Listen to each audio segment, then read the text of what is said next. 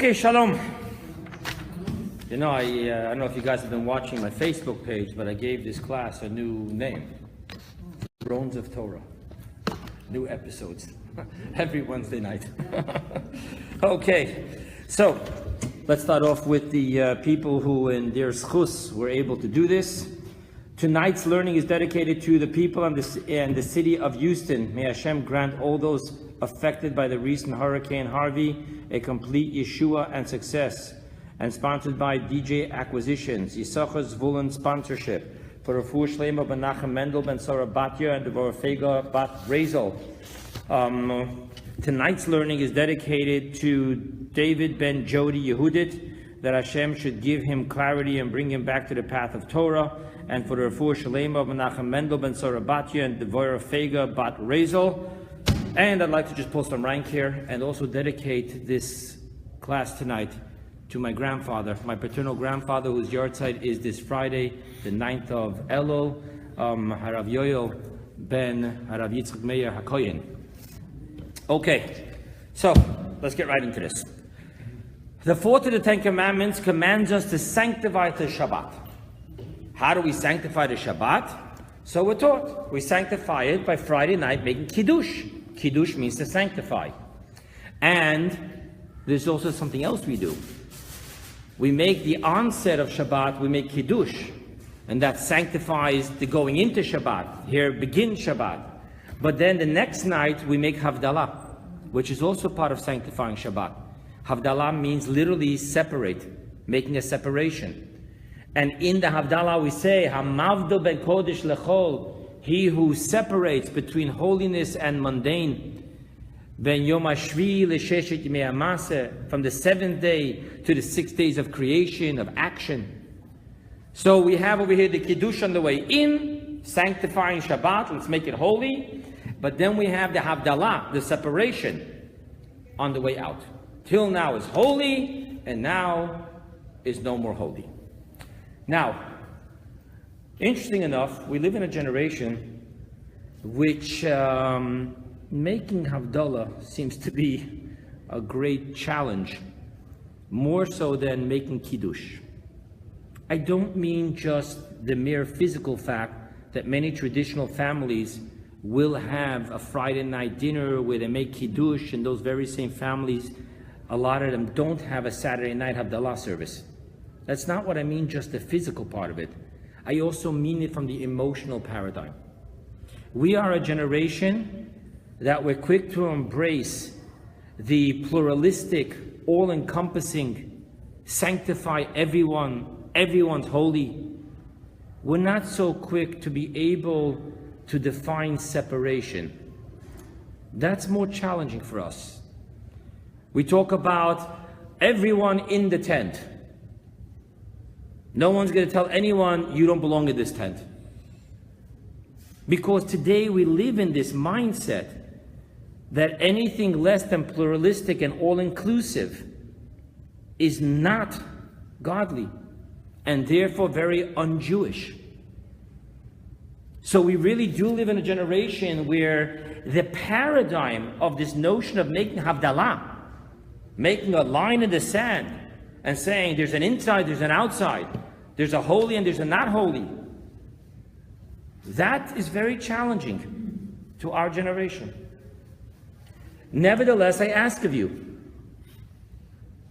is Shabbat a Shabbat if it doesn't end with a Havdalah, separating it from the other weekdays, allowing for the next Shabbat to have another Kiddush?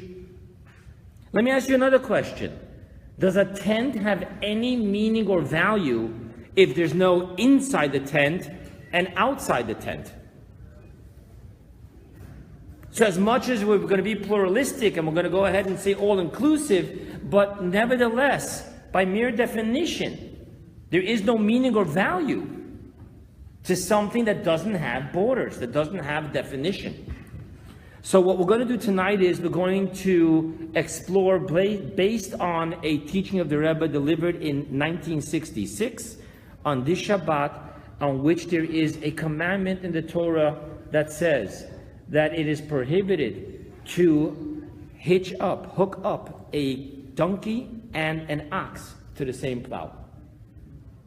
It's actually prohibited. So through that mystical mimer teaching, Hasidic discourse that the Rebbe gave in 1966, we are going to come across and clearly understand a very big truism. That identity of self only happens through boundaries. Show me a man who has no boundaries, and I'll show you a man who has no identity.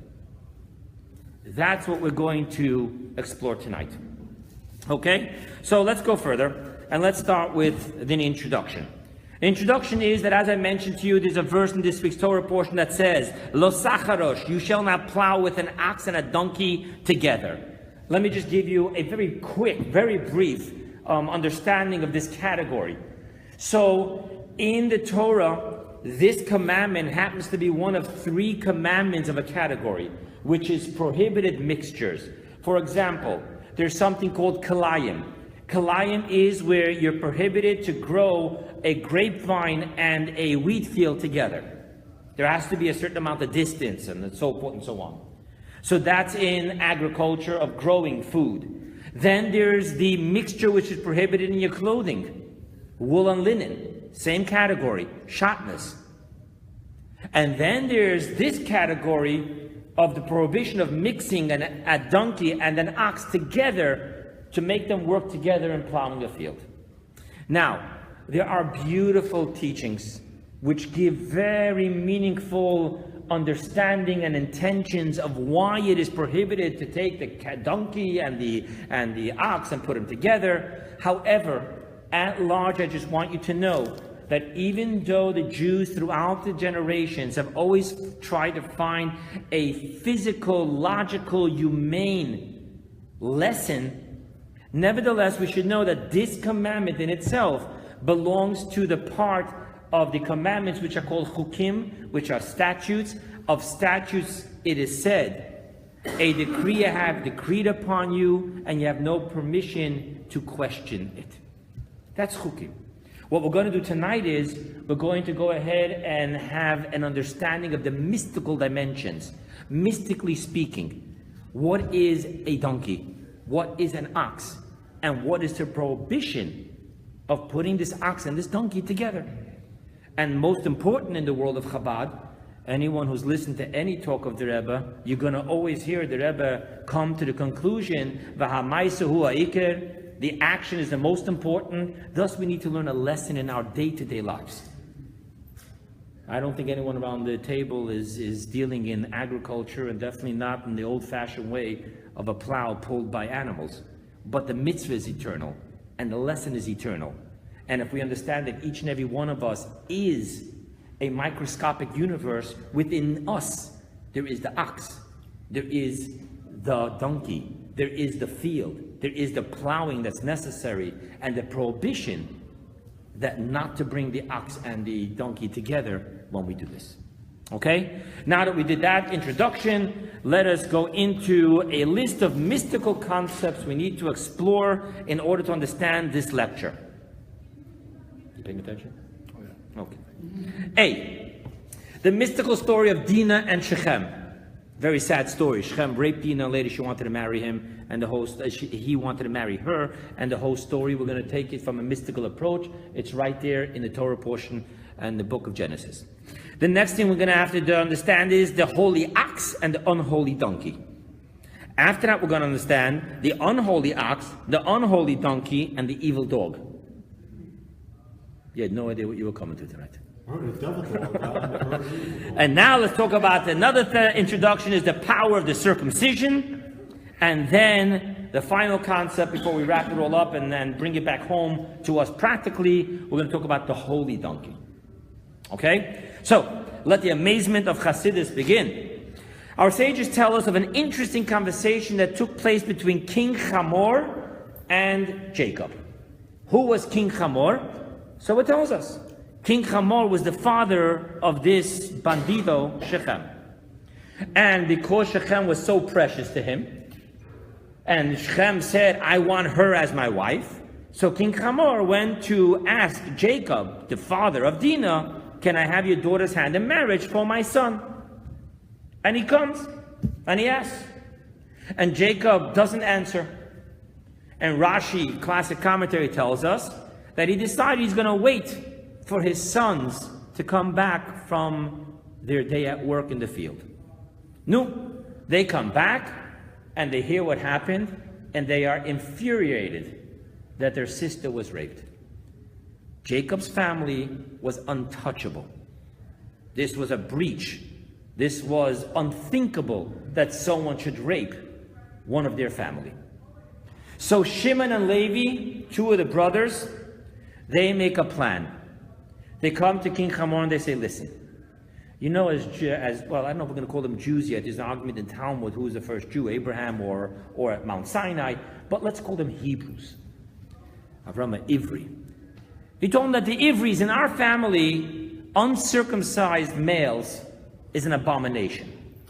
So therefore, if you are willing to have all your male subjects circumcise themselves, then we'll be okay with allowing marriages to take place between our family and your nation.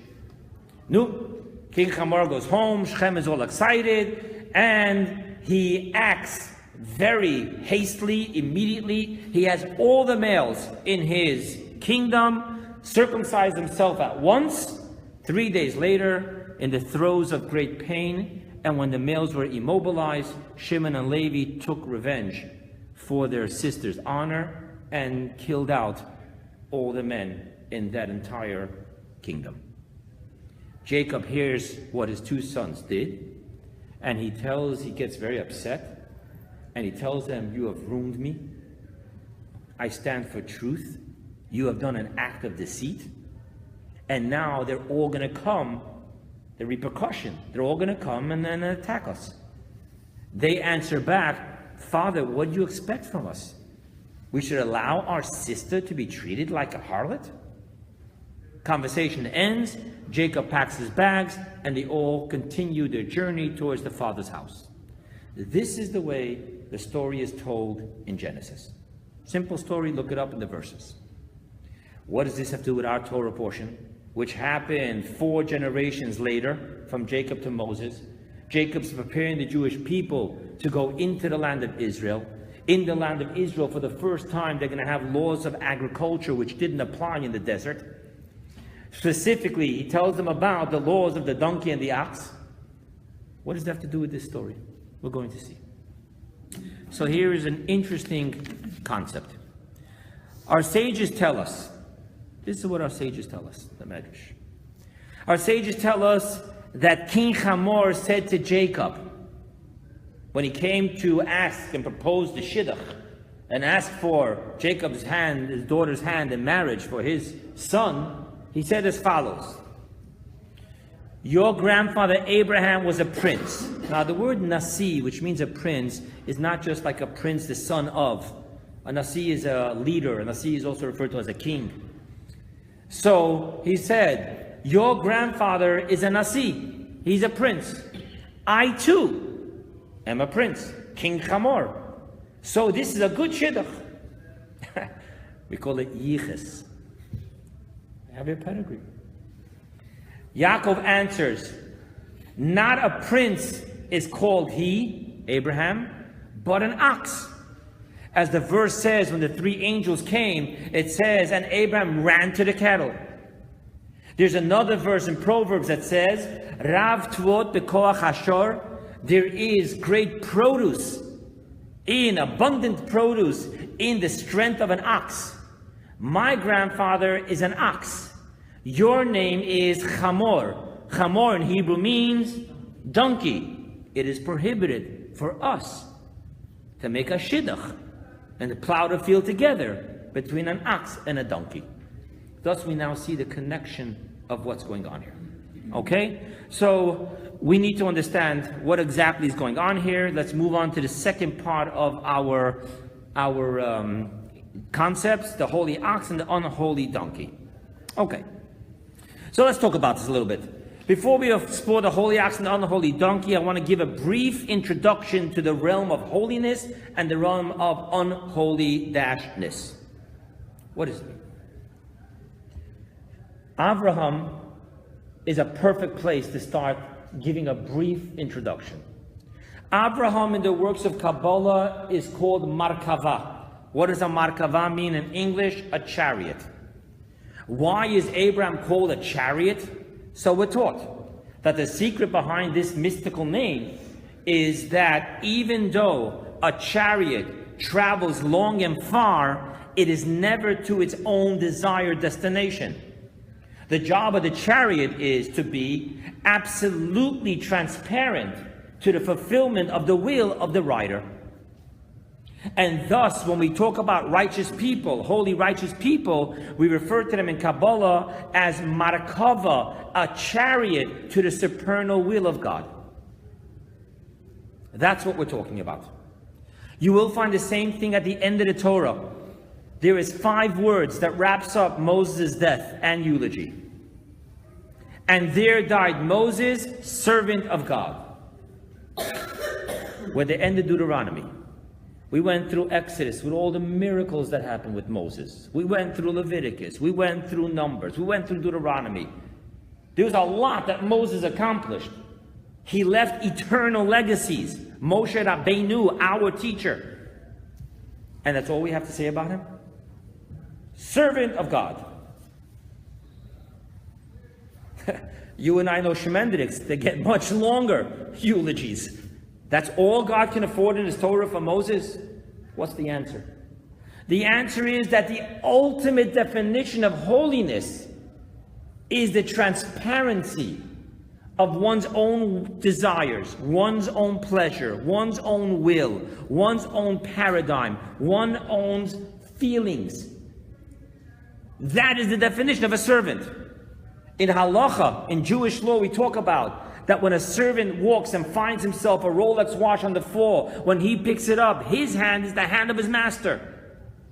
The entire identity of a servant is that he is an extension of the identity of his master. That's all.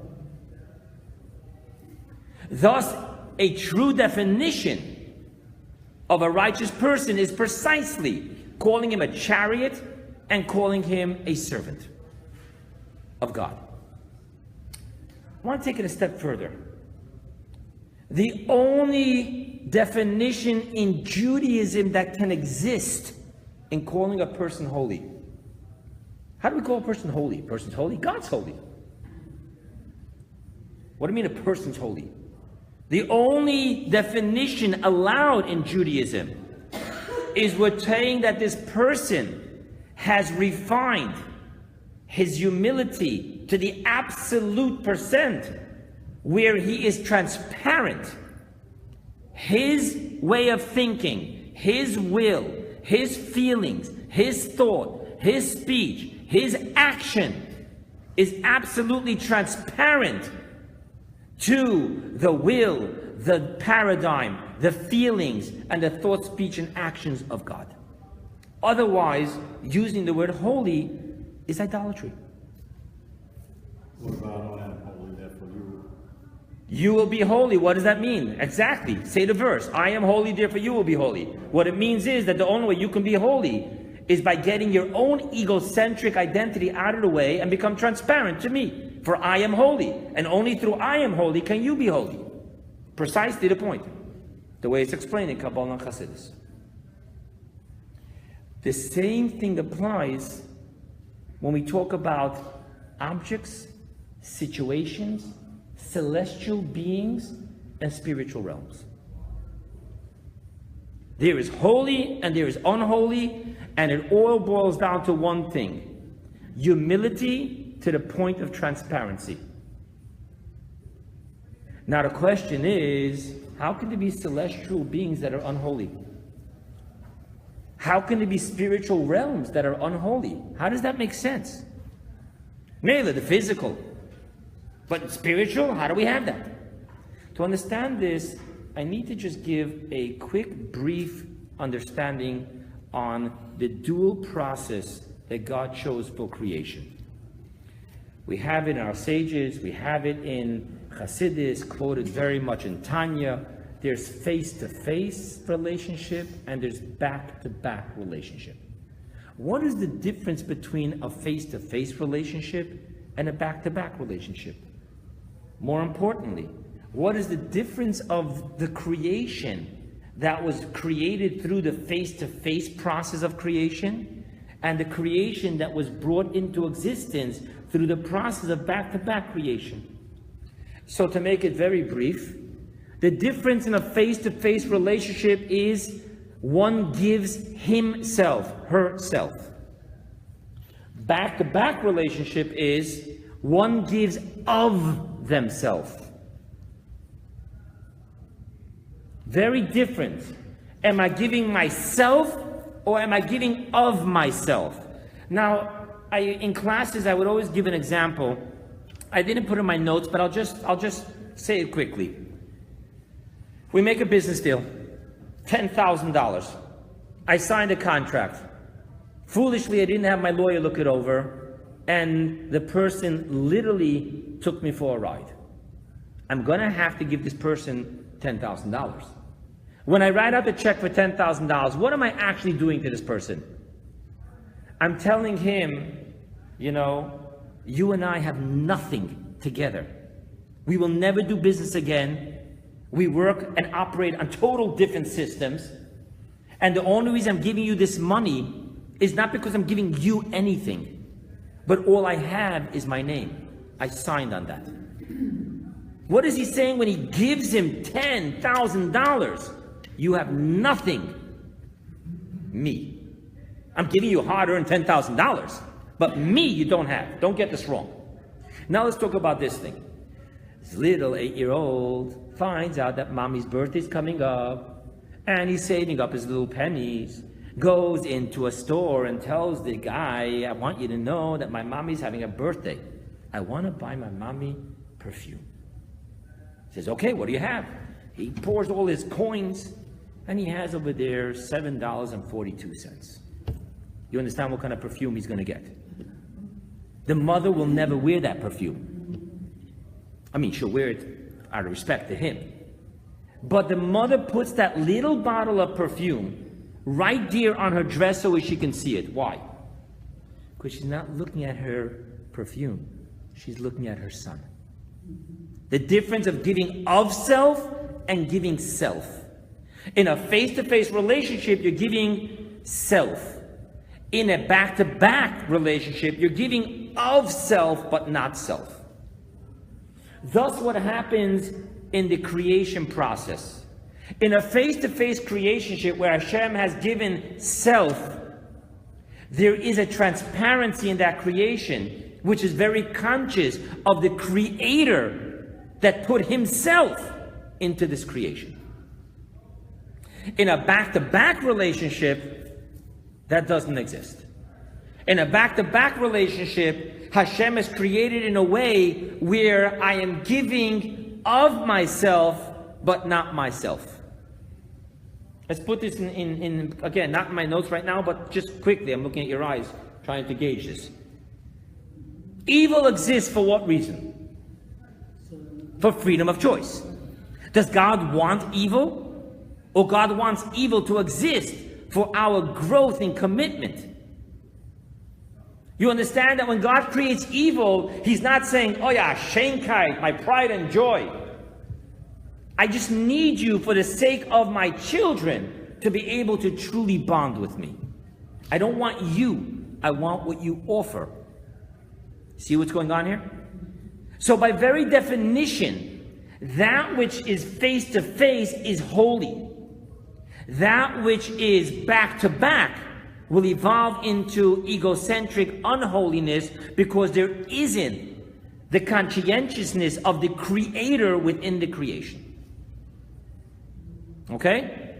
Now that we understand this, we can go ahead and move on to understanding just a bit of what goes on between the kosher and non-kosher species of animals. However, I do want to say something. We, the human race, we are the only ones that have freedom of choice to choose at any given action, thought, and speech whether we want to be in a face-to-face relationship with God or in a back-to-back relationship with God. That's what freedom of choice is. How so? Because we're made up of a body and an animalistic soul. That's egocentric. That's back to back. God blew within our nostrils a godly soul, face to face. At any given moment, we choose which one we will embrace and embody. My thought, speech, and actions have to always choose. Am I going to embrace the paradigm and the feelings and the desires and the egocentric core of the animalistic soul? Is it all about me, me, me? Or is this thought, speech, and action going to be driven by and imbued and embody the godly soul? Thus, we as a people, animals don't have that. A kosher animal can't decide to become a shegitz, an oisvarf, and go bad and become non-kosher. A goring ox is still a kosher ox. A non-goring, an edel mensch, such a refined pig, is not kosher. They don't have those choices. They are created in a certain genetics, which we're about to talk about. However, understand that we the people, we are the only creation of which the Talmud says we are both spiritual and physical. We are both angelic and animalistic. And thus it's our choice at any given moment. Intention and action will define whether right now I'm going to be in a face-to-face relationship to God or a back-to-back relationship with God. Okay? Now let's go to the species, because we need to understand what's going on here. Within the back-to-back relationship itself, there's two categories. One category is what we call in Kabbalah, it's called Gimel Klippas Atmeis. Let's define it in English as husks of absolute darkness. Then there's another category which we call husks of light. What is the difference between the two? In Kabbalah, when we talk about husks of darkness, we're talking about 100% opaqueness. It's 100% opaque. There is no transparency. When we talk about husks of light, klipat noga, klipa means a covering, a husk. Noga is the word for light. Klipat noga means that it's made up of both, husk and light. What that means to us is that it's not 100% opaque, which ultimately means that there is some percentage of transparency of this creature, of the vessel, of the husk, to the light, to the peace of God, the spark of God within it. So everything has to have a spark of God to exist. However, if you're total 100% opaque, there's no transparency, not to others and not to your own conscience. Thus, when we talk about anything that comes from the Gimel Klipot Atmeot, anything that comes from absolute husk of darkness, we're talking about that which it does not have no feeling, no sensitivity, no awareness of the godly spark within it until it defines itself by one. Let's quote Pharaoh. This is I made myself, and this is my forest. That's the ultimate expression of total 100% opaque. There's no consciousness at all of the godly spark of life within it. While that which comes from the husk of light, the klipat noga, a total different paradigm. It is a mixture of both. What does it make a difference for us? Very simple. Everything we do is meant to do what? We're meant to, what does the verse say? For not on bread alone does man live, but on the word of God. What does Kabbalah understand from that? That within the bread there is the spark of God. So it's not just that we have to eat the nutrition from the bread, but to stay alive, we also have to, our spirituality, our soul, has to receive nutrition from the spark of God. So therefore, when you eat something that is non-kosher, which means that this is the evolution of the 100% opaque celestial sources of evil back to back, you cannot elevate that spark. It makes no difference. It makes no difference if you surrounded that pig with all the kishka and the cholent recipes, and you made a whole Suda Shabbos out of it, and you invited the whole shul to come and eat with you, and you made a blessing before, and you sang a Chassidish Nigin, and you said L'chaim, and you spoke words of Torah, and then you made a grace after meal. It's all beautiful. But the fact that this pig, we're told by God, if you want to know which comes from the opaque, 100% opaque, just look if it has split hoofs or choose its cut. So God gave us a sign. If you want to know which creature comes from face to face, which comes from back to back, and in truth I'm wrong. It doesn't come from face to face. We're about to see this.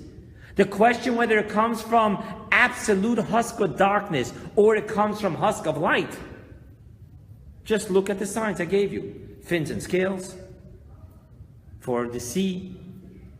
You have hoofs and choose its cuds. The birds, it lists them, but they also have a certain way of holding their legs. That's how you'll know if this comes from that which is unsalvageable until Mashiach comes and evil is eradicated, or that which comes from a source which is salvageable. That's the definition of a kosher species or non-kosher species. And that's why some species are kosher genetically and some are not. And when I say genetically here, I'm talking about spiritual genetics. Where does it come from? Face to face? I'm sorry. They're all going to come from back to back of the absolute darkness or back to back of the husks of light. That's the question here. Now, before we go into understanding the holy ox and the unholy donkey, we need to have one more little tad of understanding. Husks of light, its name tells you that it has both husk and light. Thus you understand that the kosher animal in itself is neither unholy or holy, because it can go either way. The kosher species swing both ways. They can either descend into darkness or they can ascend into light. It will all depend on the intentions and the actions of the person. If when I'm eating meat, let's talk for argument's sake, right? A nice fine medium rare steak. The question is what I'm going to do with it. If I'm being egocentric, if I'm being selfish, if I'm being uncaring, I'm not sharing, there's no blessing of acknowledgement before, there's no grace after meal afterwards. All I'm focused on is one thing right now. The pleasures that are playing on the taste buds of my tongue. Then the human didn't elevate the animal brought down the human. And thus now, this piece of meat is not in the realm of holiness. However, if I take this kosher piece of meat, and I invite guests, and I make a blessing, and I'm sharing with those less fortunate, and I'm not driven by selfishness, I'm actually focusing on making a spiritual experience out of this meal. I want to make some family time. That's the definition of spirituality as well. Then what's happening is this piece of meat has become a diving board of spirituality and holiness. Thus, eating this meat, the meat is not descending into the husk, but ascending into the light. Thus, it's clear that for Jewish people, cows are not kosher. That's a different religion. Well, not kosher, I should say not holy. That's a different religion. In our religion, these things are nothing more than potential, waiting for the human to come with his intentions and his actions to activate the proper potentials within the kosher food. Okay? Now that we have that clear, we can go ahead and start talking about our topic tonight. Holy ox and unholy donkey. So I shared with you that our sages, the Medrash, say a conversation that happened between King Hamor and Jacob. I shared with you then that Jacob quoted two verses, right? He quoted one that Abraham ran to the kettle, which Kabbalistically shows that that's where there's a connection. And then I quoted another verse from Proverbs, which said what? Which said, Rav Tfuat bekoach shor, there's an abundance of produce in the strength of an ox, right? From that verse, what do we now see? I see a couple of things. Number one, there's a field. Number two, there's seeds. Number two, there's plowing. Number three, there's produce. That's what I'm seeing here, right? From that little verse in Proverbs, abundant of produce in the strength of an ox. Ox doesn't give produce. There's got to be a couple of elements here. So let's define this. So my friends, the field is our animalistic soul, our body.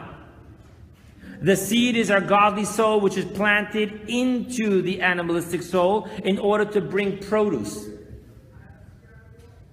However, this field will not be giving any produce. The animalistic soul, which is egocentric, will not be giving any produce until it's plowed. We need to bring humility into the animalistic soul. The stallion that doesn't have a broken spirit is not going to be bringing mankind anywhere. So this field has to be plowed. The animalistic soul has to be broken. Its spirit of egocentric, I am the center of the universe, and God exists to fulfill all my needs and all my desires, has to be broken. And thus the process of plowing, charisha, is the godly soul breaking through the animalistic soul's paradigm of egocentric with humility. That's the ox's job. What's the seeds? The seeds is that when you have a humble person, he produces good deeds, acts of kindness, which transform the field into the home of God. Thus, we now have the setup to where this verse is coming. Okay? So that's the definition of the holy ox. The process of the plowing. Now, the ox in itself represents strictness of kindness. That's what it means. So on one hand, the ox is doing an act of strictness. It's kicking up the whole field, the plowed field. Kicking it up, kicking it up, kicking it up. But it's the act of kindness. For without plowing the field can have no produce. So the definition of the holy ox is, from this perspective, is the concept of strictness and strength. We're going to talk about that in a moment. But I want to just make you familiar. The book of Ezekiel, chapter 1, verses 1 to 28, the entire chapter is what? Is the prophecy of the chariot, right? Maisa Markova. He says, Ezekiel Mebuzi, I had a vision and I saw, and behold, there was a throne, right? And there was 4 faces. In those 4 faces, what's the face on the left side? Pnei Hashor, the face of an ox. The left side represents strength. Right side represents kindness. Thus, we actually see that what is the face of the ox in the holy dimension? It is the act of strictness. We're talking about Abraham. Abraham is all about kindness. That's all Abraham did. I'm sure we all remember that either in Hebrew school or in Cheder or in pre-K, when we learned about Abraham, we all came home with this little tent with 4 entrances, and we proudly told our parents that we were taught that Abraham had a tent with 4 entrances so that guests can come from all sides. Abraham was all about kindness to all of God's creatures. Thus, the ox, Avrohom, is the strictness of kindness. We'll talk about that a little more in a moment, just not to keep you in suspense. Strictness of kindness is disciplining a child, which is strict, for the sake of educating him, which is kind. Strictness of kindness. Okay? So that's what the ox is all about. Now let's talk about what is the donkey. So our sages tell us something very interesting about the donkey. It's in the Talmud, the Tractate Shabbos. I don't know why exactly it's talking about it there, but that's where the Talmud decides to tell us. The donkey. A donkey. Chamra betkufas the Tammuz. In the season of Tammuz, which season-wise that means summer, it's cold. A donkey is always cold. Even in the heat of the summer. What does that mean to us? What it means to us is very simple. Coldness is apathy, and apathy is the antithesis of holiness. So you have the holy ox, strictness of kindness, and you have the unholy donkey, apathy. And needless to say, the ox is Avrohom, which is holy. The donkey is King Chamor, who's not holy. And the mere fact that the ox is kosher and the donkey is not kosher tells us spiritually what we're talking about. But now we have clearer words to touch. Strictness of kindness versus apathy. Now we can understand why it's so dangerous to put together the ox and the donkey. What you don't want to do is allow strictness, even though it's strictness of kindness. What you don't want to do is pair up strictness with apathy. So the job of strictness is to plow, to make the field give produce. The ox, we will learn later, we'll discuss it soon, his job is even to make a mensch out of the donkey. We'll talk about that. So the ox's job is to plow the donkey concept. However, the one thing we cannot do is make a shidduch between the two. Now let me humanize this, okay? What happens when you take strictness of kindness together with apathy? Do you know what you give birth to when you cross those two? Poisonous cynicism. Think about it. Strictness, apathy. The one thing that strictness of kindness needs is the exact opposite of apathy. I can never educate you if I don't care for you. When I was in yeshiva, I have a friend. He's today a rabbi in Dayton, Ohio. He told me such a good line. He said, if you're ever going to punish the kid, make sure it's not because your nerves are exploding, because then it's not about the kid. When you take strictness, discipline, and put it together with apathy, you have the horrific, poisonous cynicism. And if you want to understand how bad that is, no one should underestimate how many people are filling therapy rooms simply because they have suffered their entire life from teachers, parents, principals, bosses, managers, who have tried to educate them, i.e. control them, bring them down with continuous poisonous cynicism. So thus, from this opinion, in which we're saying that the ox is holy, it's strictness of kindness. You can't have kindness without strictness, as we'll soon see. We don't want to spoil a kid and make a wilde chaya out of him, a wild beast out of him. You have to have strictness of kindness, but never with apathy. If you're carrying apathy to someone, don't discipline them. Don't correct them, because it's going to be poisonous. Thus, we're taught, according to this opinion, do not hitch up, do not pair the ox, the holy ox, with the unholy donkey. Okay? Now, let's go to the next concept, because there's another opinion. You see, in this opinion, which plays on that teaching between King Hamor and Jacob, the ox is Avrohom. Avrohom is holy. The donkey is unholy. But there's another opinion. The other opinion says that everyone in this game is not good. It's an unholy ox, it's an unholy donkey, and we're going to talk about the evil dog. As my friend called it, the devil dog. Okay, so let's go ahead. Let's go back to the story.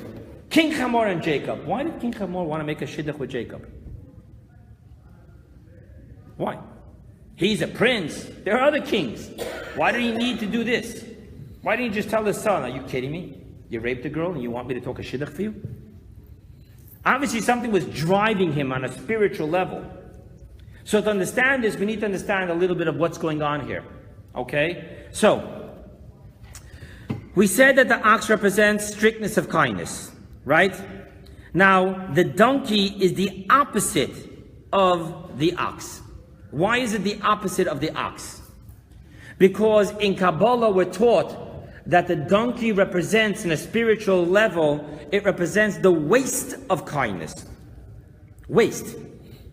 That means you eat, your stomach takes out all the good minerals, and then there's the waste. In Kabbalah, it always works that way. Evil nurtures off the waste of holiness, of goodness. How does that work? So let's understand. Strictness of kindness says we got to be careful with kindness. We can't let kindness go crazy. If you remember, I happen to have mentioned in the last class That while everyone in the world is so focused on anger management, I have a huge issue with compassion management. Because compassion gone wrong is basically putting ammunition into the hands of terrorists. That's what it is. So everyone's worried about anger management, anger management. There has to be compassion management. Every parent knows, every teacher knows. You've got to have disciplinary actions. Because if you don't have disciplinary actions, I want to read you a beautiful bumper sticker I once saw in a car in front of me. And I went, wow. Don't mistake my goodness as stupidity. All of us do that. No one wants to be humble enough to say, wow, they're working with us, but we better kick into shape. No, it's that person. Yeah. So without strictness of kindness, what do you have? You have the type of kindness that's going to create waste. What type of waste? The waste that's going to nurture evil. Do you know what happens when you have unholy kindness actually consummate with unholy a waste of kindness? Donkey. Kabbalah says something so cute.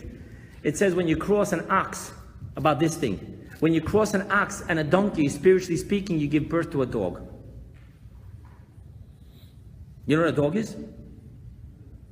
A dog in Kabbalah, we sing it. For those of you who sing the hymns on Shabbos, you say by the third meal, you sing Hani Kalbe Chatzifim. These chutzpah dogs. Dogs have chutzpah. You see what happens when you have unholy kindness consummate with unholy donkey?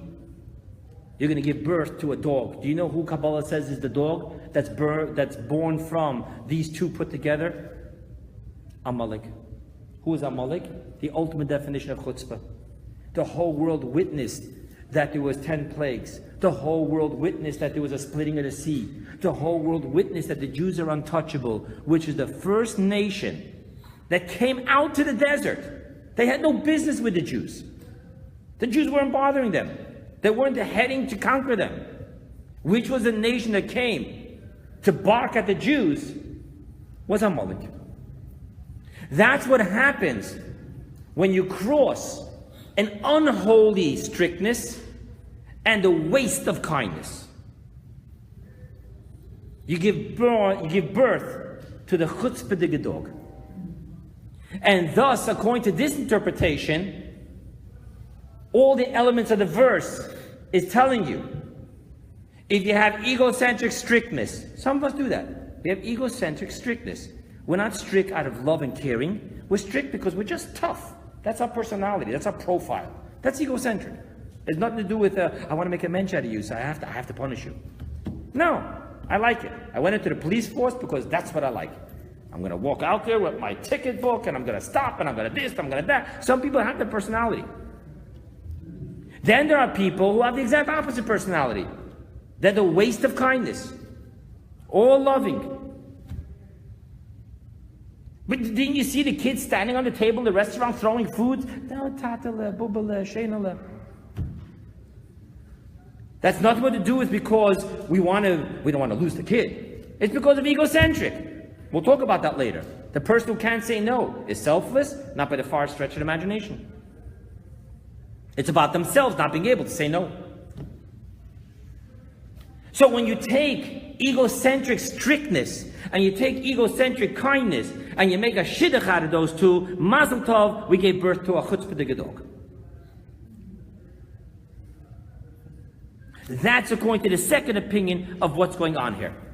Now let me just tell you how Kabbalistically this works, because really you cross a donkey and an ox, you give birth to a dog. Kabbalistically it works like this, okay? You ready? The word donkey in Hebrew is chamor, ches mem vav reish. The word ox in Hebrew is shor, shin vav reish. We're consummating. That means the middle of both are going to create something. Take the vav, the mem and the vav, what do you have? 52. What is the word for dog? Kelev. Add up Kelev. 20, 32, 52. It gets a little bit more interesting. What happens with the Adams family? No, Mazel Tov. We have Papa Ox, Mama Donkey, and then little Yingala, the dog. Let's take the acronym. The first letter of Chamor is Ches. The first letter of Shor, ox, is Shin. The first letter of Kelev is Kaf. Spell it out. Ches, Shin, Chav, Choshech, darkness. That's what happens. And that's why the Torah tells us, don't go there. Don't go there. An egocentric strictness should not be looking for the comfort of an egocentric kindness, and the same vice versa. Okay? So let's go a little bit further now. We're going to go down to the next. We now have the two opinions, right? We have, even if it's a holy strictness of kindness, even if it's a holy strictness of kindness, I really am a principal and I want to produce good students. But if it comes with apathy, you're going to create a problem. You know what? I'm going to just let this out because it's like right here. My oldest son, God bless him, came over to me, a bright kid, he's a good kid. He wasn't one of your troublemakers. And he tells me, Tati, you know what my principal told me? I said, what? So he said, I went to talk to the principal, and he just wanted to brush me away. So he told me, do I look like Bilam? I said, Mendel, I'm sorry, I don't get it. He said, Tati, don't you understand? He's calling me a talking donkey. You understand what happens when you have strictness? We have rules here. With apathy? Really? You call a kid who's he didn't even get to high school yet. Talking donkey? So that's the first opinion. Don't do that. Don't do that. Don't go into any disciplinarian positions if you have the slightest drop of apathy. On the other hand, the second opinion, if you have egocentric strictness and egocentric kindness, just stay away from each other. You shouldn't be working together on a project. It ain't gonna look good when it comes out. Okay? Now let's go further. What was the answer? The answer was, you have to circumcise yourself. Because if you don't circumcise yourself, it's an abomination. Where does circumcision comes into this game? Why? So here's the interesting thing. Abraham is kindness. The man who had placed in his heart for everyone and everything. Let me remind you, the antithesis, the nemesis of Abraham were the people of Sodom, who stayed up all night praying for them that God shouldn't kill them. Abraham. If there's 50, if there's 40, if there's 10. Abraham was fighting to save his nemesis. It's amazing. Ultimate in kindness. So I ask of you, how did kindness go wrong? So here's the secret.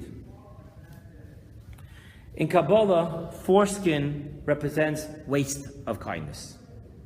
Abraham, he had many children later. He had another 6. But right now, the 2 famous children of Abraham are who? Yishmael was born pre-circumcision. Isaac was born post-circumcision. Thus, if Abraham produced an offspring pre-circumcision, what are we talking about? The source of Abraham is kindness. Foreskin is waste. The source of waste of kindness. That's why Chamor was saying, Mishpucha. From you came Yishmael. Waste of kindness. Let's make a shidduch. Let's make a party. What did Jacob answer him? Jacob answered him that my grandfather wasn't kindness just. He was true holy kindness. True holy kindness means the ox also exists. Not just the right. Within the right, there's the left of the right. Abraham was kind. Abraham did feed people, but what did he do after that? You tell me thank you? Don't tell me thank you. Tell him thank you. No, I don't believe. I'm sorry. I'll tell you thank you. You I see. You I believe. Him I don't know. So what did Abraham say? Oh, so you don't believe in God. So I think you should pay. Pay for the food. I gave you food. You go to a restaurant, you pay. So the guy says, okay, how much do I owe you? Abraham says, well, let's see. How much is a cup of water worth in the parched desert? The person said, all right, okay, I'll make a bracha. Let me say after you. Baruch atah. What do you mean? Abraham was kindness. Why do you do that? Because holy kindness needs to have the ox. There needs to be the strictness of kindness. Thus Jacob told King Hamor, you got it wrong. My grandfather, he's called ox. His kindness is plowed through with humility and transparency. Not about his egocentric wanting to be Mother Teresa #2. That's not what he was looking for. He was plowing away. There's nothing Abraham did which wasn't for the sake of the glory of God. And when you have kindness which is untamed and unhumbled by strictness, if there is a strictness of kindness, the glory of God will not be playing out here. Thus you understand that what was the children of Jacob saying? You can't marry into our family of kindness without first circumcising yourself. We need to cut away this notion of egocentric waste of kindness. You ever notice that some people, they help people only where they feel comfortable? If this person is sick and he wants me to drive his fancy car to go shopping for him, that I'll do. But I don't think I'm going to be able to give him a bath. Follow what's going on here? That's uncircumcised. That's waste of kindness. What I enjoy, I'll do for you. What I don't enjoy, sorry, call someone else. And that's what the children were telling King Hamor, you got it all wrong, my friend. Circumcise yourself. Then we have what to talk about. Okay? Now, I want to share with you the power of circumcision. The power of circumcision is not just the physical removal of foreskin, which weakens sexual need. It does weaken sexual drive. That's what we're taught. So right there you have this notion of cutting away waste. But I want to quote you another verse. Here's a verse that's in Deuteronomy. And the Lord your God will circumcise your heart and the heart of your offspring, so that you may love the Lord your God with all your heart and with all your soul. This, my dear friends, is the ultimate plowing away at the egocentric paradigm of the animalistic soul. To the point where even the donkey of apathy is transformed as the coarser and the finer coverings, husks, are taken away from the heart. A soft heart. The fifth Luvabitcher Rebbe once said, there's nothing more whole than a broken heart. Because a broken heart knows how to care. Do you know that when you look for a chazan in the high holidays, it says you should find someone who has a lot of children, isn't so wealthy. He understands what it means to pray to Hashem from a point of humbleness. So the circumcision is to remove the apathy. To remove the apathy of the heart. Take off the coarser covering that doesn't allow the heart to feel, and take off the finer covering as well. And then what you get is the holy donkey, which is the last of the concepts before we close up this class. What is a holy donkey? So let me share with you. Look at the end of Genesis, and you're going to find that when Jacob blessed all his kids, one of his kids' name was Yisachar, who actually is famous for being the scribes and the studiers. And let me tell you what he says. He says these words. Yisachar is a bony donkey. Bones. Bony donkey. And Rashi says, what does that mean? What kind of bracha is that? May you be a bony donkey. Shkoyach. So Rashi explains us what it means. It means he bears the yoke of the Torah like a strong donkey which is laden with a heavy burden. My friends, apathy used right. You know what apathy used right means? Apathy used right means that I'm not apathetic to your sensitivities. Rather, I'm going to use apathy to my own likes and dislikes. This I like and this I don't like. This I'll do and this I don't do.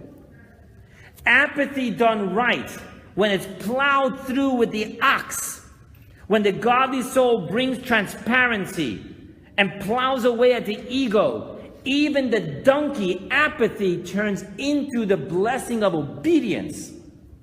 To be able to carry the Torah beyond my likes and dislikes. To study Torah even when I'm not so interested. And to observe Torah even when I'm not so interested. There are people who will very well tell me, Rabbi, I'll come to your classes, but I don't do the prayer stuff. Apathy means I can look in the mirror and tell myself, you really don't want it? You'll do it anyway. That's apathy. That's a holy donkey. That's obedience. That's what happens when you have circumcision. When you cut away on that foreskin, it's all about me, me, me. There's no sensitivity to others. There's my fears, there's my anxieties, there's my dreams, there's my hunger. That's what a heart covered in foreskin is all about. But when the person is blessed and he works humility, he works it. He works on himself. How does he work on himself? What is apathy done right? How is the ox plow away? You know how the ox plows away at the ego of the field? We all have animalistic souls. We're all egocentric. Survival is the number one. And in the name of survival, we do many things to many people. What do you mean? There's a point to survival. It's either me or you. Sorry, I love you dearly, but it's got to be me. What happens? You know how to do that plowing? Let's be technical here for a moment. Plowing means that I'm rigorous honesty. I have rigorous honesty to my character defects. I don't wash it away. I shared with you the conversation with my uncle and my grandmother. My grandmother said about a certain person, a blessed memory, she said about a certain person, that's a miser. And my uncle said, really? And what's about your son-in-law? He says, no, that's frugal. So my uncle said, now I know the difference. He says, what's the difference between a miser and a frugal? If it's your son-in-law or not. When it comes to me, I don't want to be rigorous honesty. I don't want to have it. I want to be able to, right? So the process of the ox plowing the field, what does it mean? How do you produce abundance? You gotta plow away. You gotta have rigorous honesty to all your character defects. You need to call them by name. And then surrender them one by one to Hashem. When you do that, you work at the circumcision of your own heart. Comes along Hashem. Says Hashem held the hand of Avrohom Avinu. Hashem will hold your hand. He'll help us remove that coarse and finer egocentric foreskin that covers the sensitivities of our heart. And then even our donkey of apathy is used right as obedience. That's what we want to get to with this verse. So now let's close it up. Okay, in closing, the definition of kindness cannot be formed without embracing the necessary plowing of strictness. It just can't. It will not happen. So therefore, this is not a lack of caring or apathy. Rather, it is a clear defining of self, which separates humility from ego and selfish from selfless. One who can never say no is not selfless. One who can never say no is selfish and allows for other people to get hurt because of how uncomfortable it is for him to say no. Let me share with you. A person that opens up their house, everyone can come to my house. Who's suffering? The wife and the kids. You got to think about this. I'm giving charity. Really? And who's not going to have money? What's about your family? Someone stands up in the bus and is being rude to a young woman. I don't like to get involved. Who's going to get hurt? The person who doesn't have strictness of kindness and never says no is not a selfless person. It's a selfish person who allows other people to get hurt because of how uncomfortable it is for them to have to stand up and say no. And that's the point, the practical point of this class. One who loves goodness and evil. I love everyone. Kindness and meanness is a man who loves nothing at all. A tent in which everyone is allowed equally into every room of his heart and home has no meaningful heart or home at all. Last sentence, people, please listen to it. One must be man or woman enough to define parameters of who they are, who they love intimately, and what they do and don't support. That's the definition of true kindness, true goodness. Thank you.